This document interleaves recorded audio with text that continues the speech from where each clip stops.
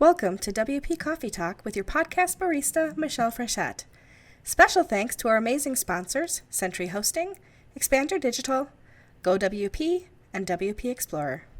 WP Coffee Talk is a proud supporter of Big Orange Heart, whose mission is to support and promote positive well-being and mental health within remote working communities.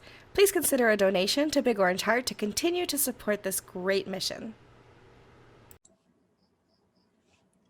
Welcome to WP Coffee Talk, where I get to speak to people all over the world about what they do with WordPress. And I always forget to introduce myself. I already told you I was going to do that. So my name is Michelle Frechette. I am the podcast barista, serving up the coffee here with my guests. And today my guest is Lesley Sim. Lesley, welcome. How are you? Hi, thanks for having me on. I'm super good. It's my pleasure. It's super early in your morning. It's it's the end of my day, so we were just talking. I have water in my cup. I'm going to guess that you have something else, but we're going to talk about that in a minute. And you are in Singapore, and I'm in New York, of course, so that's why we're at the opposite ends of our days. But it's so good to have you here, and I'm so glad that you posted something on Twitter about looking for opportunities, and I was like, hey, I have a podcast, come on mine, and that worked out really well. That's so super cool. So tell us a little bit about yourself and what you do. I run a plugin called Newsletter Glue. We started middle of last year, and it's been going pretty well so far. We launched with a free plugin first, and then a paid plugin later in towards the end of the year. But I should probably tell you what the plugin actually does. So the plugin Newsletter Glue, it connects email service providers like MailChimp, MailerLite. We have a bunch now: Campaign Monitor, Active Campaign, Sendinblue, yeah, and lets you send newsletters from WordPress instead of having to use their newsletter builders. So it's faster. You get to use Gutenberg blocks. We have a bunch of our own pro blocks, and you get to send a fancy-looking newsletter in minutes, not hours. So yeah. Wow. I was taking a look at your website a little bit earlier, and you have some nice testimonials on there from a lot of people that I know and recognize. And so that speaks volumes, of course. And I'm going to want to check it out myself afterwards too, and see what it looks like. And I have to say your pricing model is very, very modest as well. So it really is affordable for people to be able to use your product and get it on the ground floor. Michelle. Yeah, you're welcome. Yeah, I'd love to give you a tour. I'd love to see it. So maybe we'll have to schedule another appointment at the beginning of your day and the end of my day so we can take a look at it together. So tell us about your mug. I always ask everybody to have a mug on here, and I saw you're drinking. So show us your mug and tell us if there's something special about it and what you're drinking today. So I've watched your podcast before, so I was prepared. Good. This is the mug that I use every day. It was given to me from a client's aunt. So so like, as these things go, right? Like my client's, I guess like he's the CTO in his company, and so he becomes like the designated techie in his family. And so his aunt was like, who's, I don't know, probably a lot older, had started coming to him for all of her random techie needs, and then I guess he got sick of it, so he handed her off to me. And yeah, and then so I went to her house and like helped her. I think it was like update her Apple ID password or something. I don't know. And something simple, right? So she was, and so she was, she was nice, and she gave me this mug. Oh, that's so sweet. And what are you drinking today? I'm drinking Earl Grey. Very good. That's a nice, robust tea to start your day. I have my world's best boss mug today. Nice. And the back is Dunder Mifflin, so you can know it's from The Office, the television show. And because it's the end of my day and I'd like to sleep today, I have water in my mug tonight. So if I had coffee or tea right now, I would be awake all night. So that was not a good idea. So tell us, how did you get started with WordPress? I got started maybe not that long ago, maybe 2016. I was into the whole digital marketing thing and wanted to learn how to make websites, and WordPress was the obvious kind of starting point, I guess. So I got started with page builders and stuff like that. And for a while, like in 2017 and 18, I was running, actually at 19, sorry. I was running a digital marketing agency and helping to build websites for clients and stuff like that. And then I got kind of sick of it towards 2019, and I was like, maybe I should try building a plugin instead. Like as people often do, right? They transition from agency to try to build a business around software. And so I followed that same path. It's proven both really fun, but really difficult, like way more difficult than I imagined. But yeah, I'm enjoying it so far.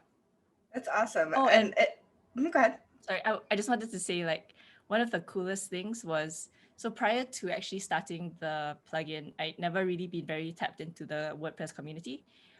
But I did a lot of that in 2020. And it's been so awesome, like just getting to know people. And the number of people who have just like randomly reached out to help has been like crazy, like just not normal. And it's something that I appreciate so much. It is an amazing community. I am blessed every day. I'm just in awe of how I have a career because of this open source software, and how I have just a community because of it as well. So I completely agree with you on that. And your product, but we're going to talk about it a little more in depth a little bit, but it looks actually really phenomenal, and I'm super impressed with what you've done. So thank you so much. Oh, you're welcome. So when you look at websites, so you've built websites obviously in the past, and we all look at websites. And when you are in our business, we're a little more critical of what we see, maybe perhaps. What are some things that you think that we often skip or overlook as builders, designers, developers, that ultimately make websites better for the end user? I guess design. This is like, I mean, one of the critiques that people often have with WordPress is that it looks kind of old and clunky. And I feel like that's not, I mean, yes, maybe the backend doesn't look as shiny as something that was built this year, right? Or last year. But at the same time, I think that a lot of web design that comes from WordPress, like a lot of older themes and stuff,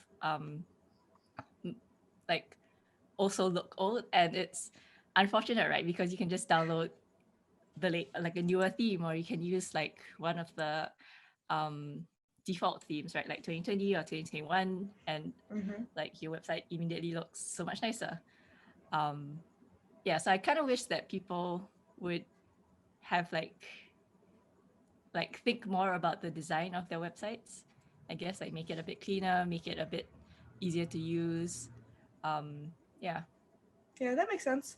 It's interesting because everybody that comes on the show has something different to add, and everybody's point is valid. There are so many things that we can all be focusing on to build, like, the perfect website, if there is such a thing. Absolutely.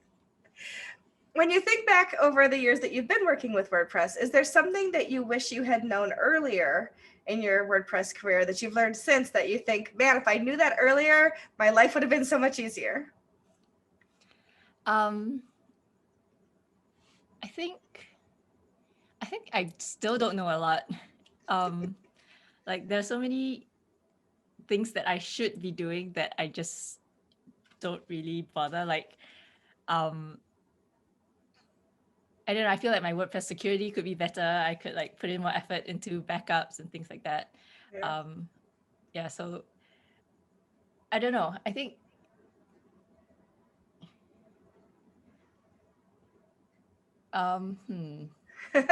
yeah, I'm like, yeah, That's good. I No, that's fine. We don't have to have an in-depth answer for everything. So no, that's perfectly fine, and that makes a lot of sense actually. I know that we were talking earlier that you haven't been to a lot of WordCamps or things, but certainly and this last year has meant that there aren't a lot of WordCamps, at least in-person WordCamps. But when you think back over what you've attended, online events that you've been to, and the community in general, is there a particular moment or something you heard or somebody you met that really made a difference to you? Kind of like, I would say like the aha moment or something that really inspired you. Well, let me talk about the first WordCamp that I went to, the first and last. So that was, I think, 2017 maybe. And it was held in Singapore. I think it was a WordCamp for maybe Southeast Asia or something. I know a bunch of people from around the region attended as well. Um, yeah, and it was really nice. They were just introducing Gutenberg at the time. It was like this brand new shiny thing, um, and everyone was super friendly. And uh, yeah, I met a friend there who ended up we ended up working together on multiple projects, and we still keep in touch. She's moved to the States now, actually.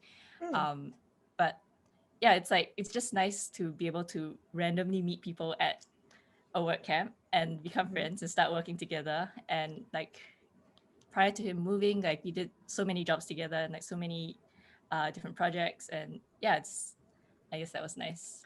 Yeah, absolutely. I think some of my greatest um, endeavors have been from finding people in the community and doing projects with them. So I completely understand what you mean, because it just makes it so much better when you're just rather than when you're doing something all on your own. So I want to talk a little bit more about newsletter glue, because it's really, I mean, if my first thought was, well, can't you just automatically send like, blog posts and things like that? But this is more than that. This is actually creating the newsletter, having it on your website, and then having that forward out formatted in a beautiful way through your email client, right? So what made you think of this as a project, and like how did you, just tell me about it, like what it does, how you decided what you were going to do, and what inspired you with it? So this came out of the ashes of an earlier plugin Okay. that we've now sold on. But yeah, so we started with a membership plugin, and we were having trouble with that, getting it off the ground. Um, I just feel like the membership niche is more mature, and we probably needed to build something with a um, better unique selling point or something. And so Hmm. we were having trouble with it, and then we were thinking of shutting it down. And at that point, I was using an add-on that we had built for our membership plugin that connected the plugin to Mailchimp, and it sent out newsletters. So I was using that for my own newsletter, and I wasn't really sad to stop working on the membership plugin, but I was sad to see that little feature go because I was depending on it and I didn't really know where to get a similar feature from. Hmm. Uh, and so then I was thinking, like, if I was depending on it and I, couldn't find an easy replacement, then maybe we have like something here that we could build upon. Yeah. And so that's what we did. So that turned into newsletter glue. Um, and it kind of helped because that was like the time when Substack was taking off a lot as well. And so uh like part of the inspiration for the plugin was let's build the same kind of workflow that Substack enables, which is you write in Substack and then you publish it, and then it like gets published onto your Substack website, as well as Mhm. sends it out as a newsletter. And so yeah, so I guess like the combination of those two things was how it got started. That's awesome.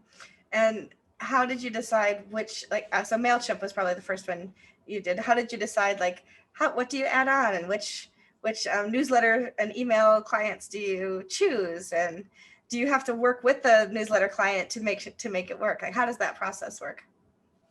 Um, that's been tricky actually. So, especially at the start when you don't have that many customers, because like if you have like 1,000 people using it, then they're literally banging on your door and telling you what they want connected next, right?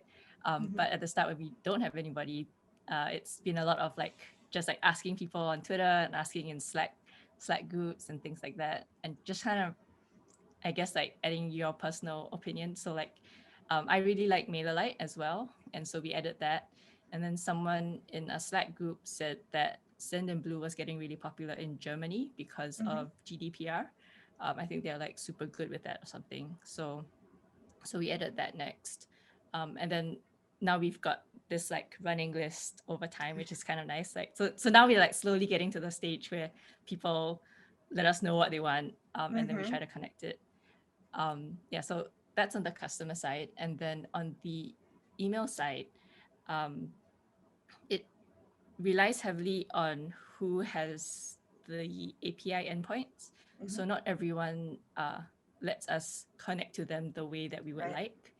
Yeah, so like most of them, like most email service providers provide API endpoints to pull like how many subscribers you have, and then you can like put it on your site or something like that. But not everyone lets you send emails from outside their platform. Yeah. So like it's, I guess, balancing between what customers want and what we're actually able to do. Yeah, no, that makes sense. We have something similar with GiveWP. People will send us an email and say, how come you don't have this payment gateway that's everybody's using in Sweden? And it's like, well, they don't have an API, so we can't connect to them, you know? So it's like, just because everybody's using it doesn't mean it's possible. But it's good to see like the list that you've developed is really impressive. And the fact that it works with Gutenberg blocks and that you can style things right in your website, and then you don't have to go and try to recreate it in ActiveCampaign or recreate it in MailChimp. It's just brilliant. Definitely looking forward to playing with it. Absolutely. Absolutely. And how many are on your team? How many people are contributing to this? It's just me and my co-founder right now. So two. So you're busy people. Yeah. For sure. And you've been doing all of this during a global pandemic.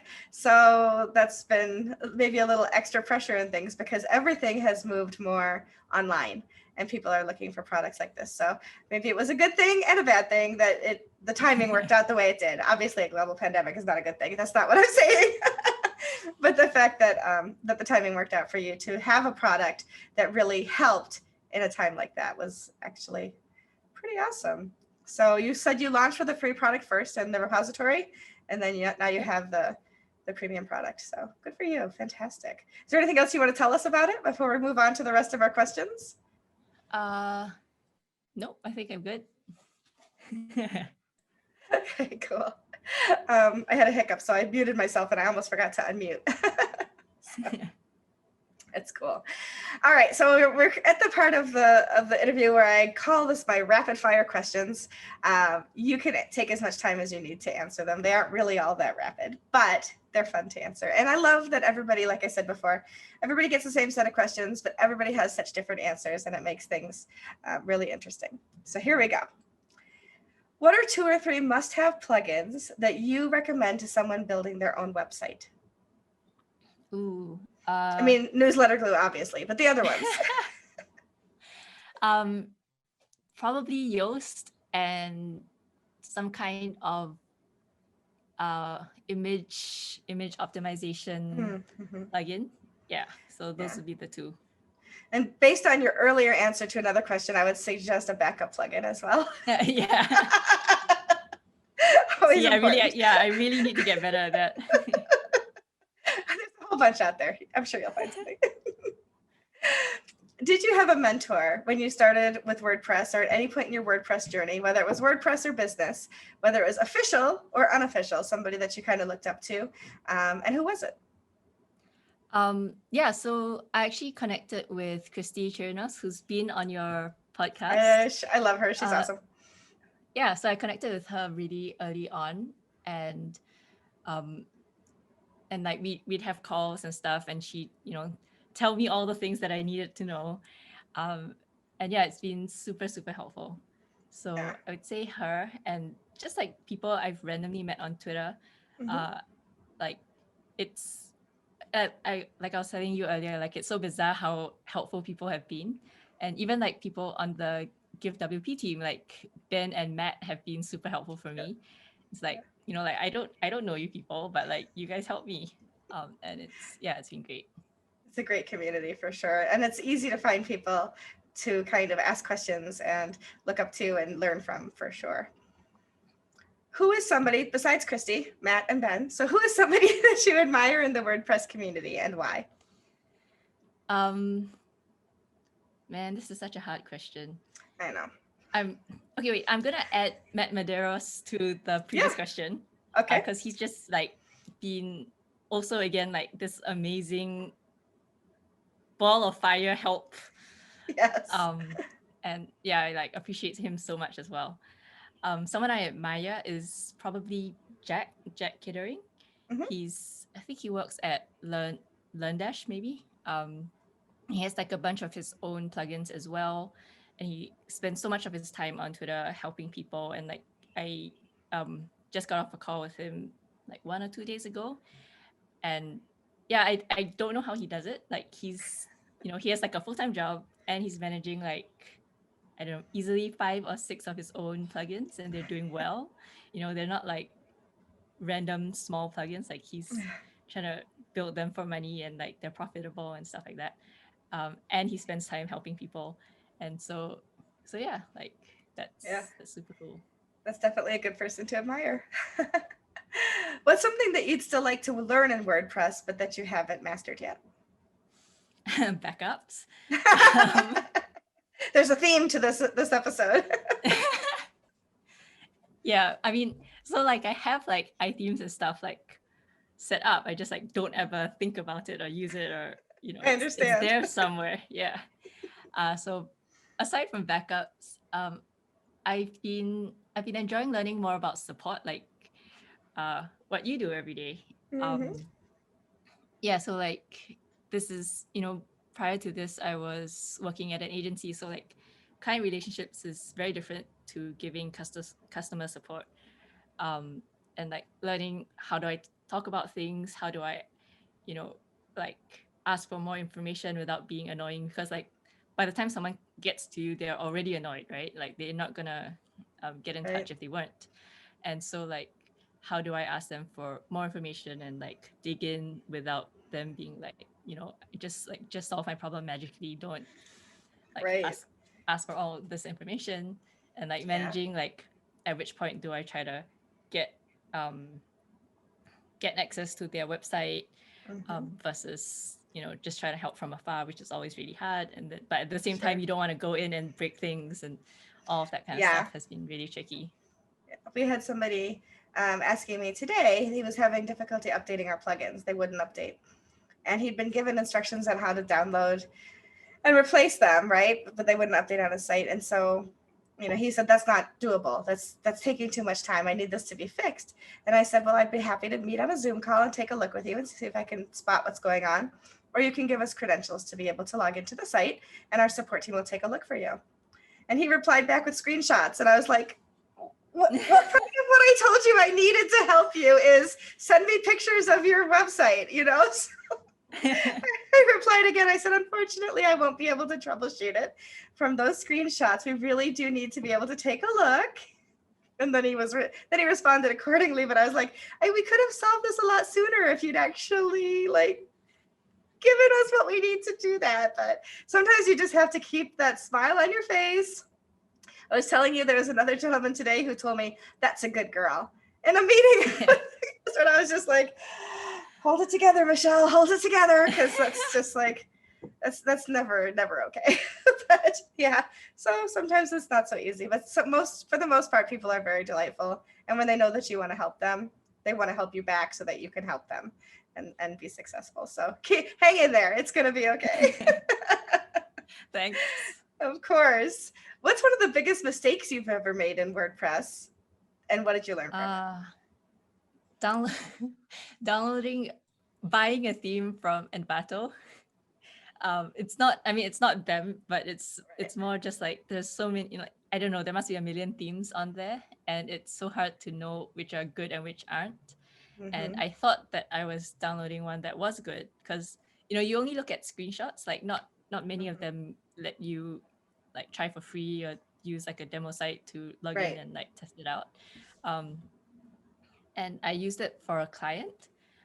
This was a while ago, but yeah, it was like so frustrating to use. And I felt so bad that I uh given a client a crappy theme. um and I wanted to like take it all back, but like we'd already spent time installing it and like working on it. um but yeah, so I think like that would be up there. Yeah, it's hard especially when you're first starting, to know what are good themes, where to go to know that they're vetted and supported, for sure. So yeah, that is definitely a lesson that a lot of us have learned, not just you. What's your proudest WordPress moment? mm, Probably newsletter glue, like in Yeah. general. I'm pretty proud that we built it and of everything we've accomplished so far. we're still super early days, but like one step at a time, right? And Mm-hmm. at this point, like at any given day, this is like the best we've done so far, and so yeah, I'm pretty proud of what we've done. Yeah, and you should be, because it's brilliant. You've done a really nice job for sure. Thank you. You're welcome. If you weren't working in WordPress or technology at all, what's another career that you might like to try? Ooh, I've actually done a lot of uh strange things. Okay. So if it was just out of interest, well, okay, so let me. Sure. I used to be a freediving instructor. Oh, wow. Yeah, in Central America. Mm-hmm. And so I guess like that would be one of the things that I try to do again. Then It's pretty I don't know, adventurous. thanks. Yeah, I don't know. It's super fun. Like I want to like teach everybody how to hold their breath and go diving, and yeah, I can't always convince people to learn it, but like Yeah. I always want to teach everyone. I think I'd be one of those people saying, I'll just wait on the beach. I'll be here when you get back. Yeah, but free diving's for everyone. It's like snorkeling but deeper. Yeah, I'll just be on the beach. What's something on your bucket list? I don't know. I actually I feel like I've been pretty good about doing the things that I want to do. Mm-hmm. So like like being a freediving instructor, I took a sabbatical in 2015. I went and traveled a lot, traveled in the States, and in Central America, and spent like a lot of my 20s. I'm revealing my age, but I spent a lot of my 20s traveling a lot in Asia as well. Uh, and so I feel like I've done quite a lot already. And Mm-hmm.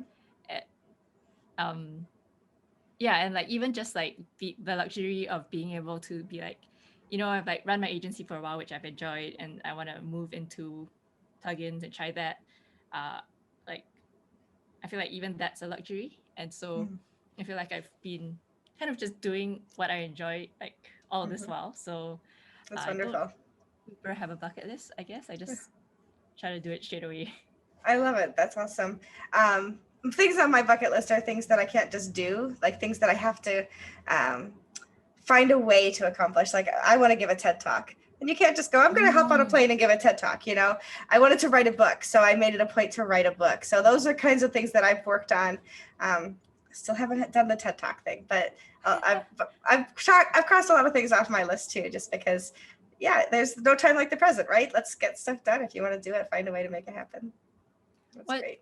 What book have you written, or are you writing, or? I wrote it. So the title is really unfortunate given COVID, because the book is called A Good Firm Handshake and Other Essential Business Tips. And we may never shake hands again. But that's not true. I just do elbow bumps or things, right? But I had been a blogger for the local newspaper, a business blogger. And my best friend wrote a book. And I said I was so jealous, not in a critical way, but I was just envious of the fact that she had done this thing that I'd always wanted to do. But I just never knew what to write. And she said, well, you practically have it written already. Just take all those blog posts, turn them into chapters. And so that's exactly what I did, is all the business advice I'd been writing for the newspaper. It took a year to, because you can't have a chapter with 350 words or 400 words. So, I fleshed them out and really added to them, did a gap analysis to figure out what things I really should include that hadn't written about before. And then I self-published it through Amazon. So I have a book. Oh, wow. Nice. Yeah. I mean, it's not like a big bestseller or anything, and I've never actually tried much marketing it. So I actually donated a PDF of it to Big Orange Heart, which you may have heard of. Yeah. And so right now, if anybody gives a donation to Big Orange Heart, they get a PDF copy of the book for free as a thank you. Cool. Yeah. So I could use it for good. Yeah, for sure. Hopefully people learn a little something about it. So yeah, it was a lot of fun. It was fun. And now I want to write a novel, because that just sounds like, something different. I just don't know what to write about yet, but it's coming someday. What genre? Sorry, I'm like super into books. So what genre would you write about? Historical fiction is like my favorite thing to Wow. read and do. So yeah, so maybe we'll see. I started one a few years ago, and then I got 3 chapters in and was like, this is drivel. I have to find something else. Like even I wouldn't read this. It's hard, right? Yeah, it is. It's like the first chapter I thought it was riveting, and then other people read it and they were like, yeah, it's okay. And I was like, okay, maybe I should write about business. So that's what I did. But it was fun. It was a lot of fun. Show us or tell us about a hidden talent that you have that people in the WordPress community might not know about. I can hold my breath for a really long time. I can't show you, but the maximum time that I've held my breath for is 4 minutes and 45 seconds. Holy cow, 30 seconds and I'm like gasping for air. So that's super impressive. Okay, I'm going to let you totally have that as a talent because that totally is a talent for sure. Before we get to the last question, which is just to tell us how we can find you, I do want to show you something. So I don't know if you saw me like fidgeting around off to the side here, but you talked about Christy Chirinos before. I had posted something really ridiculously silly that I found on Amazon, and I was like, hey, should I add this to my Amazon wish list? And she's like, I want to see your wish list. And so she actually sent me this. And so it's just oh man, all the pieces. That's like cute but really creepy at the same time.